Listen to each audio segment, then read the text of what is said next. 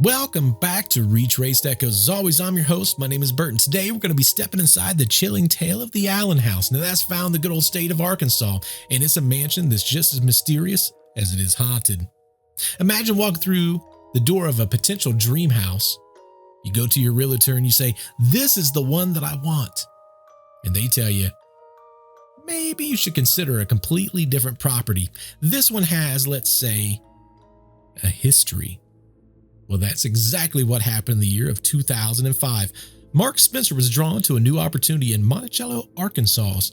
Now that promised not just a career advancement, but a doorway into an extraordinary chapter in his, as well as his family's lives.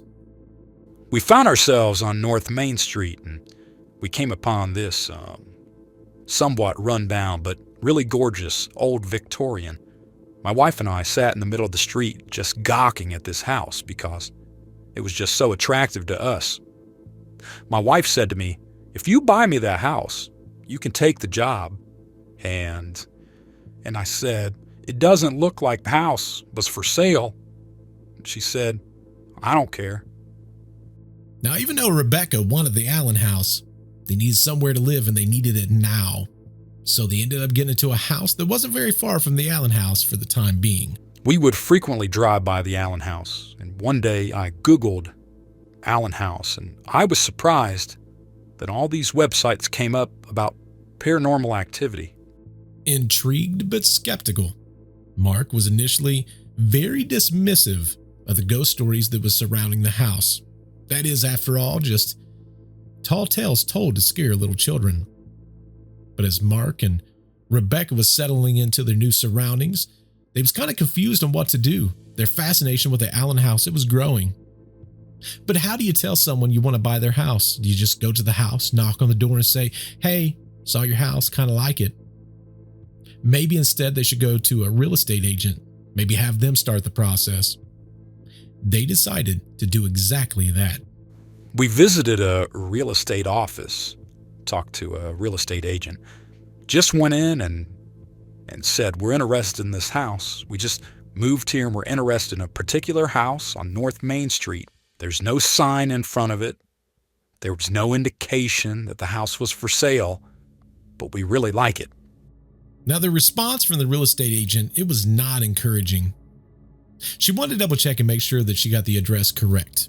As soon as they gave her the address again, she goes, "That's the old Allen house. You don't want that house. That house has a certain history. You don't want it." Now, this was extremely confusing to both Mark and Rebecca both. Why would an agent not want to make a commission on selling a property, especially one that somebody wants? And it wasn't like, "Oh, I know the woman who owns the house and she loves it too much to even sell it." It wasn't anything like that. She's just said, "Oh, that house has a history." The agent ended up saying that the house was haunted. This both stunned as well as determined Mark and Rebecca. If they were not willing to help them, they would need to go straight to the Allen house and speak directly to the owner. Now, the couple's very first visit to the house, it was as eerie as the legend suggested. And the house, it seemed to echo of the agent's warnings. It was all kind of creepy because it was all kinds of run down, as I said, and there was a radio on. We subsequently learned that the owner of the house left a radio on whenever she left the house when she was traveling. She would leave it on very loud, and she would leave it on an evangelical radio station, 24-hour fire and brimstone. And there's this voice emanating from the house shouting about hell. You know, "You're all going to hell," you know. And it sounded kind of like a radio. Mark returns to the vehicle. He looks at Rebecca and he goes, "Maybe it wouldn't be a bad idea to look at possibly another property or maybe a few different properties." But she had her heart set. She wanted that residence. Now, the allure of the Allen house began to spread through the town like a wildfire, and Mark and Rebecca, they couldn't help but share their fascination for the grand Victorian mansion on North Main Street. Now, everyone that lived around there, they were very quick to whisper a chilling caution. People who lived in the town for a while had told us that we didn't want to buy the house. They said, "Oh, you don't want to buy that house." And I'd say, "Well, why not?" They'd say, "Well, because it's haunted." Yeah.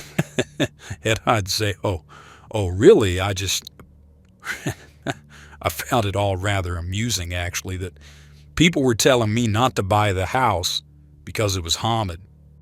Despite the warnings, destiny took a curious turn when the owner of the Allen house contacted Mark directly at his university office.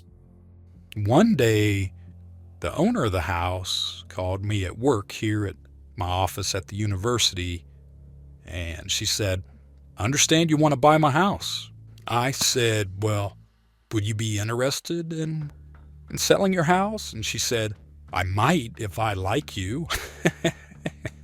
And I said, "Okay, well, what do we need to do for you to find out whether you like us?" Now, even though the owner called on the phone, Mark and Rebecca had made it somewhat of a routine to drive by the house. If anything, it was deepening their connection to the house and its mysterious charm. Now, their intrigue, it turned into opportunity when they scheduled a visit to see inside. But just a few days before that scheduled visit, a sight from the street captured their attention. It was a woman, visibly in the second-story window, and she seemed somewhat engaged in quiet study. And one of our kids had pointed to the woman. At first said, "Look, there's a woman in the window." And we all looked, and it's my wife and 3 kids, and we're all saying, yeah, there's a woman in the window. It looked like maybe she was sitting at a little table or desk, maybe reading or writing. Had this little lamp on next to her. That's what we all saw in them. My wife even said, "We finally shouldn't sit here and gawk like this. She'll think we're stalking her." After their unexpected sighting of the mysterious figure in the window, Mark and Rebecca's curiosity for the Allen house had intensified. The image of the woman, quietly sitting as if absorbed in her own thoughts, that was very curious to them. And on the evening of the appointment inside the house, the Spencers walked right through the grand doorway. They explored all the lower levels, the weight of the history and countless untold stories it surrounded them, each room a chapter of a long and storied past. Finally, they made their way upstairs. There was a lot of mystery as they went upstairs because, if anything, it captivated them from the very street below. The second floor loomed ahead, and the gateway to the master bedroom is where they had seen the elusive figure. The owner took us to the master bedroom, and she opened the door. She immediately apologized for her not being able to step inside the room because the room was packed full of boxes and furniture, and she had used the master bedroom exclusively for storage. And I said, "But we saw you in the window the other night." She said, "No, I wasn't even here the other night. And besides, you can see, can't even get to the window." And I said, "Oh, yeah, okay, well." And I'm looking around. I'm thinking to myself, well, okay, maybe it's a different room, And I said, "Oh, okay." And I was about to just let it go, and then the owner said, "Have people been telling you that the house is haunted?" And I said, "Yeah, I've heard those stories." And she said, "Well, it is." And I thought, oh, okay, I just kind of went along, I was thinking, okay, well, this lady's kind of nutty, but I'm being polite to her because I'm interested in buying her house. As Mark and Rebecca toured the very historic Allen house, their conversation with the owner took a decisive turn towards the future of the mansion. She said she had a feeling that we were meant to have the house, that she had never thought about selling the house before, that she had always told people that she would let the house fall into the ground before she would sell it, or She would dismantle it and move it to Dallas. That was one of her plans, she said. At one point, she said that she just loved the house and she couldn't imagine selling it. Now, she could imagine selling it. And of course, I'm thinking, okay, lady, how much are you going to want for this place? I thought. She was setting me up for asking some enormous price for this house.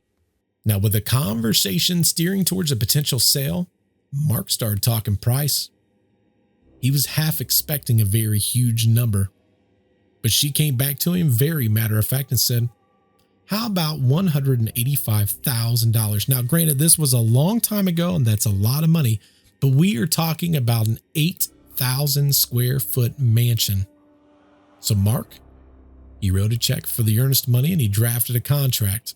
Now, it took almost an entire year to finalize the purchase, but we're not going to cover that in this podcast. But when they did finalize the purchase, the reality of their decision began to sink in. They were about to make the Allen house their brand new home. Now, this was a place that was obviously brimming with history as well as mystery. And the preparations, they were underway with each box and piece of furniture. It's almost like it stirred the air with the whispers of the past. Settling into the Allen house brought somewhat of almost like a blend of the ordinary challenges and the eerie occurrences. Now, one morning as they unpacked and they started to arrange their new life, an unsettling incident occurred that would leave Rebecca questioning reality. I was in the dining room and I happened to notice that our son Jacob just walked right past me down the hallway, and I said, "Jacob, where are you going?" He didn't respond. His silence, it was echoing down the hallway. Puzzled and slightly concerned, Rebecca followed the path that Jacob had taken. As she reached the kitchen, she paused. Jacob was nowhere to be seen. So she continued her search, Rebecca's tension growing with each empty room that she checked. Finally, she reached the toy room. Her heart pounded as she opened the door. Jacob and Josh were sitting there playing video games, so I asked Jacob why he ignored me, and he said, "Mom, I don't know what you're talking about. I've been sitting here playing video games for like an hour." Rebecca, she just stood there. She didn't understand exactly what happened. If Jacob had been here the entire time, then who or what did she just follow down the hall? This unsettling encounter, it was just the very beginning.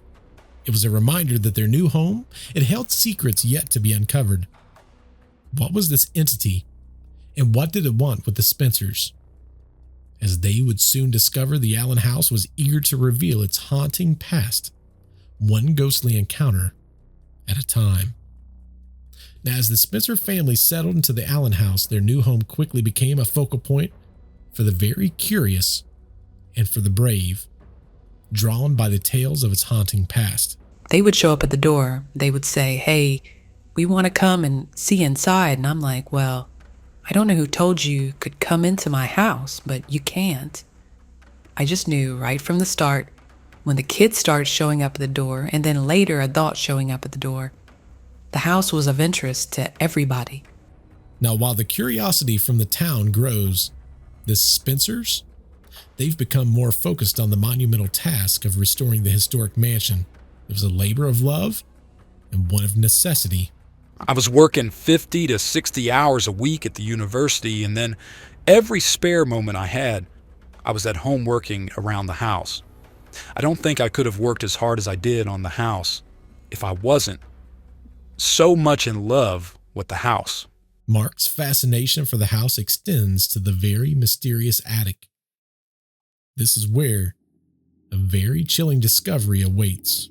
I was fascinated with the attic.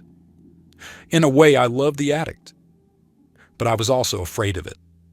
One of the first things that I found in the attic was half of a photograph of an infant, and on the back, there was enough of an inscription to determine that it said Miss Liddell, and I was wondering, why would anyone tear a photograph of a baby in half? While Mark is alone in the attic, surrounded by the echoes of the past, his fascination soon turns to unease. As he's going through all the pieces of history, something unusual catches his eye. His shadow seems much darker than it should be. Casted against the rafters, his eyes are almost fixated to it, his mind playing tricks. Is that my shadow? Is there someone behind me? Or is there something else? Standing still, Mark watches the play of light and shadows with a mixture of curiosity as well as dread. I stood there kind of mesmerized because it was such an interesting play of light and shadow. I was trying to figure out where the light was coming from and how my shadow was getting cast all the way around the other side of the attic. What was really strange was that when I moved, my shadow didn't, and I thought, oh, okay, well, I've been doing too much. At the time, I was determined really not to think much about it. I figured, well, there must be some explanation. I don't have it at the moment. The very next day, Rebecca takes what little information she has about Liddell and she begins to dig. The only thing I really understood about Liddell from the newspaper was her obituary. That said the most about her. It really said that she was a very well-loved woman who cared about everyone but herself. As they peel back layers of the house's haunting past, the Spencers find themselves drawn deeper into its mysterious embrace, uncovering stories that they're just as haunting as they are sad. Now, Rebecca, she was about to encounter her own mysterious event that would change her view of their new home. I heard 4 very heavy footsteps above me in the attic. I was absolutely certain that someone had snuck into the house and was hiding out up there. The sounds of the footsteps heard overhead, they sent a shiver right down Rebecca's spine. And after they stopped, the silence that followed, it was unnervingly profound. It made me pause. It made me go back and think of some of the stories people had said about the house. Things that I had disregarded, things I thought were silly. Now became a reality to me. Those became real stories because now they were my stories. As the days passed, the Spencers faced yet again another challenge. This time, a financial one. With the continuous needs to renovate the historical mansion, it was taking its toll. We were quickly going broke with these renovations, wallpaper and lumber, and all these things are pretty expensive. Now, just as their financial problems began to peak, a surprising solution emerged. In the mail, they received yet again another letter from another paranormal group that was interested in visiting the house. And with the constant visitation from curious, uninvited locals, Rebecca had an idea. Why not do a ghost tour? Halloween was coming up after all, and they could charge $5 a head. Maybe make enough money to help with, if anything, some of the renovations. Well, when Rebecca came up with the idea of give us some tours on Halloween, I thought, well, it can't hurt. On Halloween night, the Allen house opened its doors to the public for the very first time, transforming into a beacon for the curious as well as the brave. I thought it would be great if 50 people showed up and paid to tour the house, and we had 600. Some of the people, when they came up on the porch to wait their turn to go inside the house, were so scared that they were shaken. They thought something was going to jump out and get them, and they were going to have a real, true haunted experience. Now, the Spencers, they were smart. They hired a group of local students to lead the tour. Who better than to give a tour than the students that talk about all the spooky stuff? One of those students is Shane Curry. The first group was really more interested in, like, the ghost stories.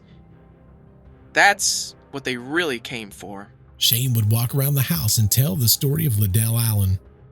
This is the room where she lost her life, right over there. It was Christmas Eve, 1948. Patty Allen, Liddell's mother, she was hosting the annual Christmas party.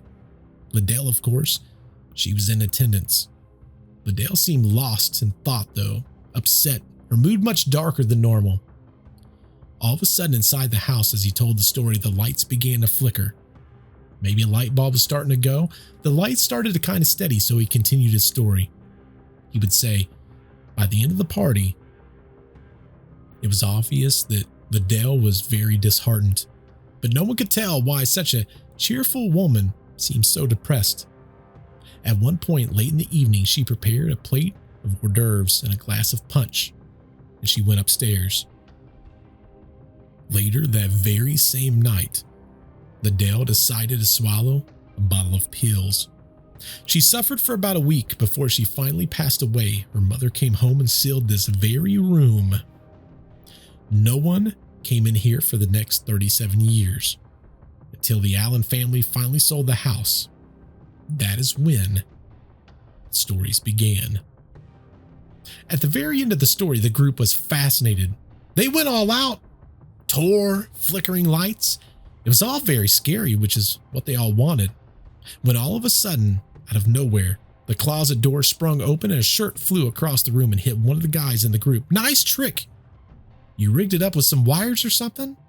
I explained that was not part of the tour. They didn't believe me, so I told them, hey, go find the wires or whatever you believe caused the paranormal activity. Everyone looked at me, How did you do that? That's so cool. I'm like, I don't know how that just happened. I'm freaking out because I don't know why that just happened. He goes and he looks and there's nothing but a pile of clothes.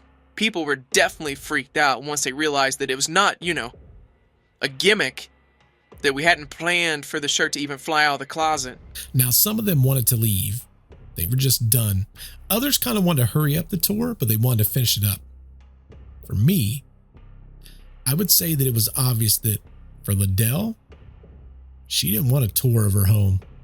Maybe she wanted to keep the secret to herself, but either way, she was hell-bent on making sure that they'd never come back. A simple tour of the haunted Allen house has turned into much more than anyone had planned. Now, as the tour group was leaving the bedroom, one of the people in the group glanced back and she froze. There in the dim light of the hallway stood a figure straight out of the history books. The very image of Liddell Allen. We had an older lady on the tour who came up to me as she was leaving the house and told me that when she was on the second floor, she saw a lady in a Victorian dress. She was saying she thought that she had seen Liddell. The old woman's voice trembled with concern. Why is she so sad? She asked. That's a very haunting question. One that the tour did not answer, and if we're being completely honest, one that the tour could not answer. The details of Liddell's tragic demise were known, but the reason that she would do such a heinous act, especially upon herself, it remained shrouded in mystery. Now, after the thrill of Halloween had passed, life at the Allen's house, it kind of went back to normal. Kinda. Rebecca was alone downstairs in the house. She was cleaning. All of a sudden, the silence of the house was broken by their own record player. She heard it spinning. It's playing a song. Now, as she would walk up, she would make a very startling discovery. The needle? It wasn't even on the record. I put the needle down and it stopped instantly. And what's odd about that is that it's wound up with a spring. So if anyone would have actually wound it up and you were to put the needle down, it would either play or it would slowly wind itself out. But it stopped instantly, so it wasn't wound at all. She had to tell Mark all about this, so Rebecca, she headed upstairs to find him. As she reached the very top of the stairs, there was a flicker of movement that caught her eye.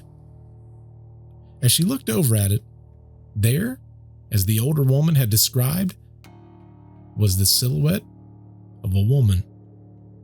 It was controlling me. I had to feel what it wanted me to feel, and it was about 5 or 6 seconds of almost sheer terror.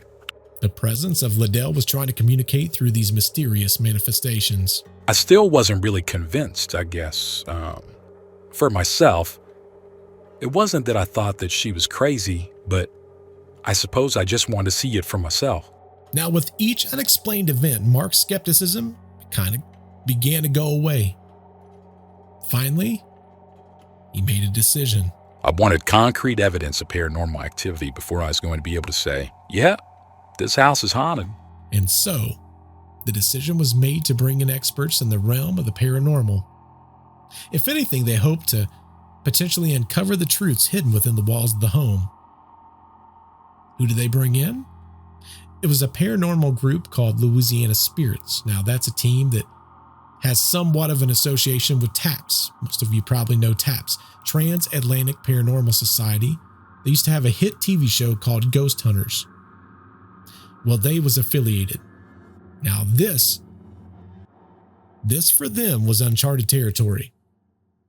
They decided to leave the house in the hands of the investigators that very evening. In fact, let Bess, the head investigator, kind of tell you about that. You could feel the history of that house. You could feel the house.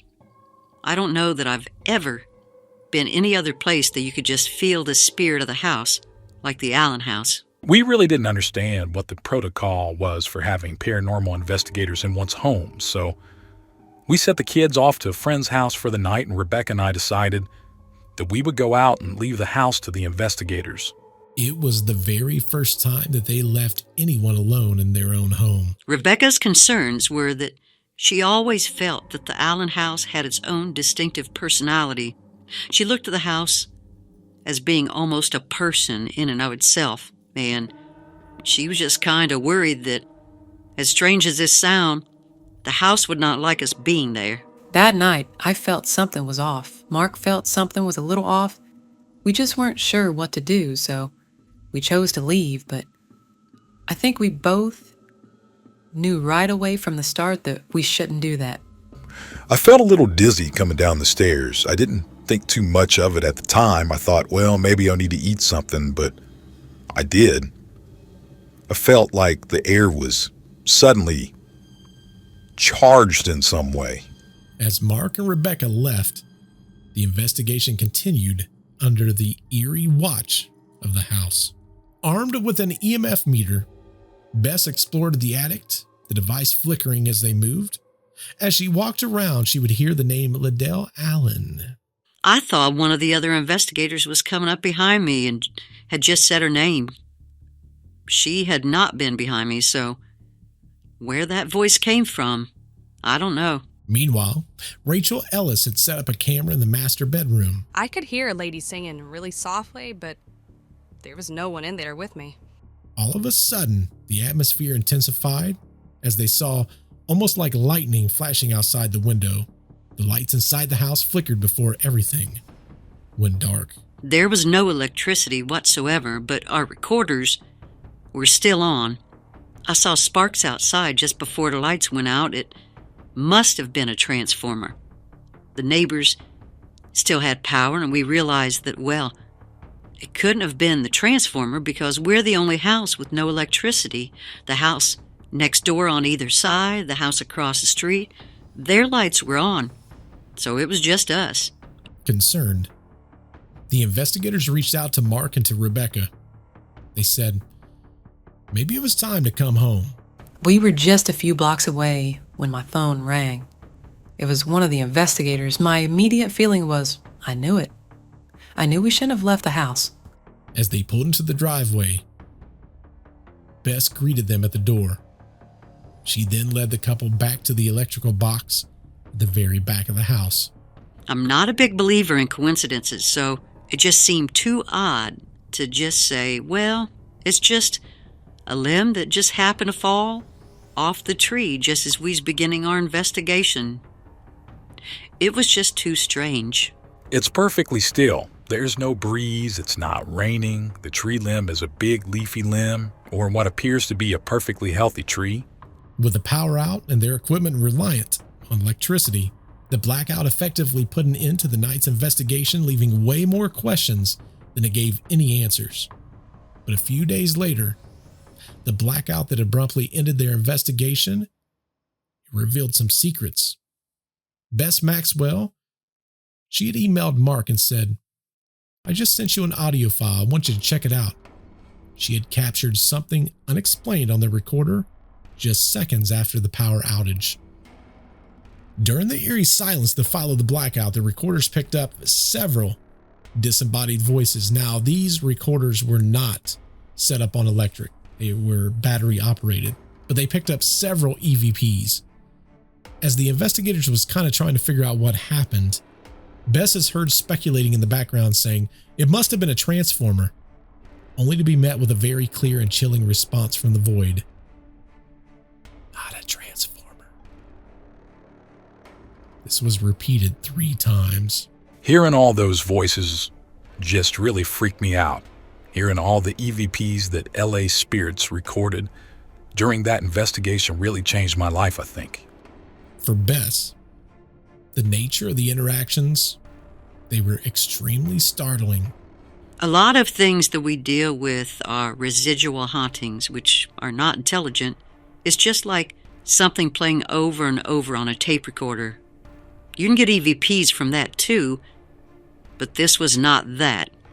This was an intelligent haunting. This was something in the house that had an agenda. Now, the implications of the recording suggested that a presence in the house was not just replaying past events, but interacting with the living. And Bess had a theory on this. We thought if maybe we could reveal why Liddell killed herself and what was going on with her, maybe then she'd be done with her earthly business. Now, the investigators, they were drawn deeper into the mystery of the Allen house. They thought that maybe if they could uncover why Liddell would do such a thing to herself in the past, maybe that would cause her, or should I say, if anything, at this point, her spirit, to find some peace. Well, it was just a few days later, Mark had something happen to him that he had never had happen before. One Saturday morning, I woke up and I immediately felt the compulsion to go up to the attic. Now, I was arguing with myself that there wasn't any reason to go up to that attic because I'd scoured the attic many times and I was convinced that I'd found everything that there was to be found. But this voice in my head just kept nagging me. We've got to go up to the attic. I looked down at that opening, and at first I didn't see anything. Still, there was this voice in my head telling me, look closer. And it was almost like a hand was on my shoulder pushing me down. I opened up this large brown envelope, and it was full of smaller white envelopes, and these were all letters. And they were all postmarked in 1948, and they were all addressed to Liddell Allen Bonner. They were written to her, obviously, in the last year of her life. I thought I was dreaming. I really was waiting to wake up. As Mark looked at these newly discovered letters, a chilling moment unfolded. He heard his name whispered from behind. As he turned around, his heart skipped a beat as he saw a figure resembling the description of Liddell. I literally blinked fast several times, and it was Rebecca coming towards me.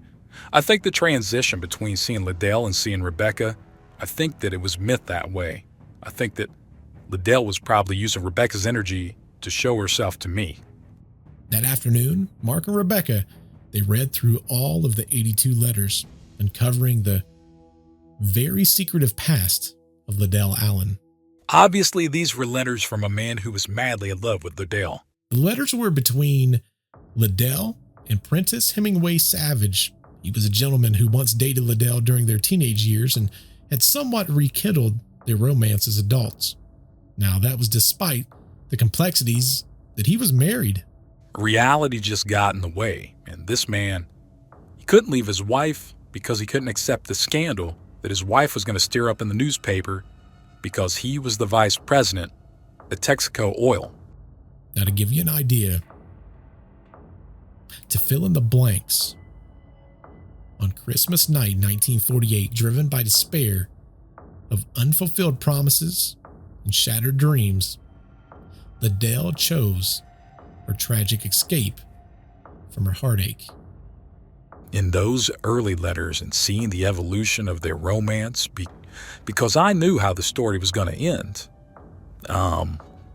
they did get together in June. In most of July in 1948, Liddell come up with some story about wanting to visit her friend's mother who lived in Stillwater, Minnesota.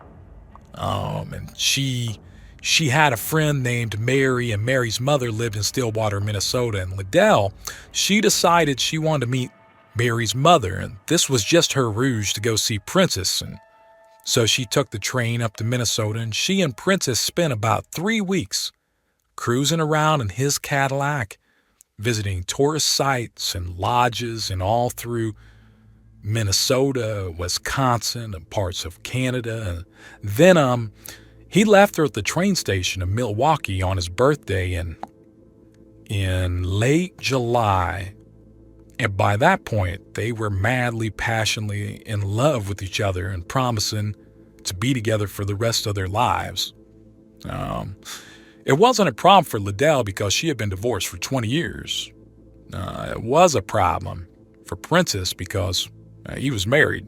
And she was pretty certain that Princess was going to follow through about his promise of leaving his wife. And to his credit, he did broach the subject of divorce with his wife as soon as he got back home. She was used to him being gone a lot because he traveled so much for business, and so that's how he'd gotten away with being with Liddell for so long. But his first night back, he and his wife stayed up all night and talking about divorce, mainly him talking about divorce.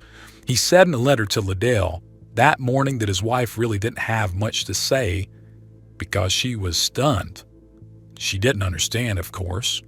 He wasn't going to tell her why he wanted the divorce. He just, all the reasons about how they didn't really have much in common, that they had grown apart and that sort of thing. After this, his wife, she had an opportunity to think about it for a couple days and talk to an attorney. She decided that she didn't want a divorce, and that's when the trouble really began with Princess, because he wasn't going to get his quick, easy divorce that he told Liddell that he's going to get. And so on Christmas Eve, Liddell, she went to the post office and checked her post office box, found no letters from Princess. It had been a while. He had gone to New York City on a business trip. He had said in his last letter he didn't know if he's going to be able to write again. So, she went to the post office, then she went to the drugstore. That's where she'd normally read her letters, drink coffee. And on this particular occasion, she purchased mercury cyanide tablets.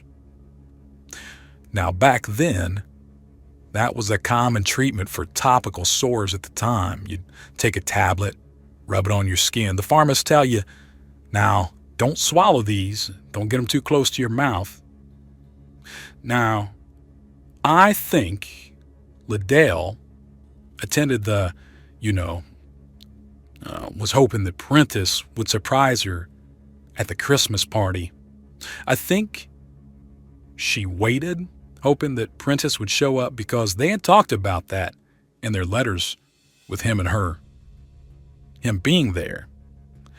And late in the evening, when he didn't show up, she went upstairs and took those mercury cyanide tablets. And so with my discovery of the letters, that mystery was solved. I felt sad for her, but at the same time, I felt a sort of happiness that now we knew, and obviously she wanted us to know. We would not have discovered those letters any other way. She had to have wanted us to know the story. She had nothing left and she couldn't pretend anymore. From the first moment we saw this house till now, all of it had felt like it was destiny or some sort of fate that brought us to this town. I really feel like we are where we're supposed to be. Convinced that Liddell had chosen him to share her story, Mark decided to write a book talking about the experiences of the house, the haunting, and the untimely death of Liddell Allen Bonner. Very tragic story, but I feel like somewhat fulfilling in the end. Now, even though this story is complete, if you enjoy this type of a story, I have another podcast called Deceptive Reality. Every single Friday, we look at a different unsolved mystery. I do this podcast with my buddy. His name is Nick. So if unsolved mysteries is also something that you enjoy, definitely check out Deceptive Reality. Again, it comes out every Friday. Also, if you've not rated this podcast wherever you're listening, if you could give a good old thumbs up. I would definitely appreciate that. Also, if you've not subscribed to the YouTube channel, definitely hit that subscribe button. Well, even though this story's come to the end, I've enjoyed telling you this story, and hopefully you enjoyed it too. Until I see you in the very next podcast, goodbye. I love this story so much.